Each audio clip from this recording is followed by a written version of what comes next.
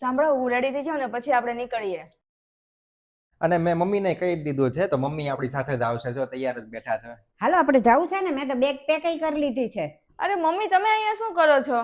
અરે મમ્મી આપણી સાથે જ આવે છે ને. મમ્મી થેલો તૈયાર કરી નાખ્યો છે ને. હા હા, થેલો તૈયાર જ છે. તો તમે તો મને પહેલા કીધું ને કે મમ્મી સાથે આવે છે.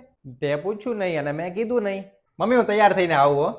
એક મિનિટ અંદર આવો તો મારે તમારી સાથે વાત કરવી છે. અરે પણ જે હોય અહીંયા ને અહીંયા કે ને બધાની સામે. મેં કીધું ને તમને કે અંદર આવો, વાત કરવી છે. આવું હો. હા હા, વાંધો નહીં. હું થયું?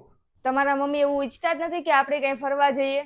લે અચાનક શું થઈ ગયું? નેતર તો આખો દિવસ તું મમ્મી મમ્મી કરતી હોય છો. પણ તમારા મમ્મી તો દર વખતે આપણી હારે થઈ જાય છે. આપણે ત્યાં હસબન્ડ વાઈફ છે તો આપણે ક્યાંક એકલા તો જવાનું હોય ને. અરે આપણે ક્યાંય ફરવા નથી જતા, આપણે મંદિરે દર્શન કરવા જઈએ છીએ. તો ઈ જગ્યાએ તો મમ્મી ને પપ્પાને લઈ જવા જોઈએ ને. અને હવે હું ના નહીં પાડી શકું.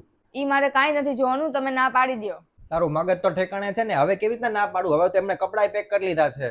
એક કામ કરો, તમે એને પાસે જાઓ અને એને કહી દો કે અમે છે ને હસબન્ડ વાઈફ ને એકલા જ ફરવા જાવું છે. એટલે ઈ ખુદ જ સમજી જશે બધું. હવે અત્યારે આપણે જઈ આવીએ આરે, પછી નેક્સ્ટ ટાઈમ જ્યારે આપણે જાશું ને ત્યારે નહીં લઈ જઈએ. જો હું કહું છું એટલું કરો ને, નતર હું નથી આવતી. બરાબર? તમે જાઓ તમારા મમ્મીની સાથે જ તે. આ દર વખતે આવું ન કરાય. પછી ખબર છે ને મમ્મીને ખોટું લાગી જાય છે. તમે જાઓ છો કે નહીં? જાઉં છું. મમ્મી તમારી સાથે મારે એક વાત કરવી હતી. એક કામ કરો ને ભાવિન, તમે બેય જાઓ, મને મન નથી આવવાનું કાંઈ. અરે મમ્મી ના શું કામ પાડો છો? હાલો ને, મજા આવશે. ના ના, તમે બેય જાઓ ને ફરી આવો. અરે મમ્મી એવું શું કામ કરો છો? તમારી વગર આમ તો મજા નહીં આવે.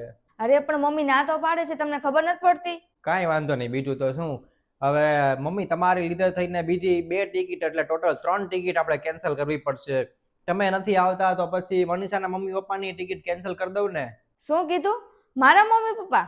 અરે આ મમ્મીનો જ આઈડિયા હતો કે એમની સાથે તારા મમ્મી પપ્પાની ટિકિટ કરાવી લઈએ એટલે આપણે બધાય સાથે જઈ શકીએ દર્શન કરવા મંદિરે. પણ હવે મંદિરે મમ્મી નથી આવતા તો પછી તારા મમ્મી પપ્પા આવીને શું કરશે? અરે પણ ના શું કામ ના પાડો છો? અરે બધા જશું તો બહુ મજા આવશે ને. મસ્ત થાય તે મમ્મીએ તો કપડાં પેક કરી જ લીધા છે. ત્યાં સુધીમાં હું આપણે તે પેકિંગ કરી લઈએ ને મમ્મીને હું ફોન કરીને કહી દઉં કે ક્યાં સુધીમાં પહોંચે છે ઈ. વાહ, તારા મમ્મી પપ્પાની વાત આવી એટલે કે હાલો બધાય જઈએ એક હારે. હમણાં મારા મમ્મીની ખાલી વાત હતી તો કે ના ના મમ્મી નથી લેવાના, એકલા જ આવવું છે.